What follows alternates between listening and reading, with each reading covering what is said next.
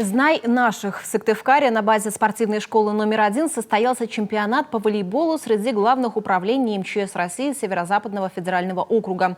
Среди участников 9 сильнейших команд из Архангельской, Вологодской, Ленинградской, Мурманской, Новгородской, Псковской областей, Республики Карелия, Коми и Санкт-Петербурга. Наша команда второй год подряд становится победителем. Серебро в этот раз у Псковской области. На третьем месте закрепился Архангельск. Все команды поблагодарили за участие. Призерам и победителям вручили заслуженные награды.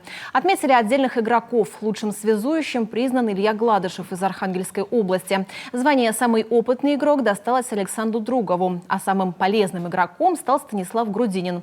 Оба этих спортсмена представили Псковскую область. В городе Сыктывкаре проводится чемпионат по волейболу среди главных управлений МЧС России Северо-Западного федерального округа. В первенстве принимают участие 9 команд. Победившая команда будет представлять Северо-Западный федеральный округ на чемпионате России.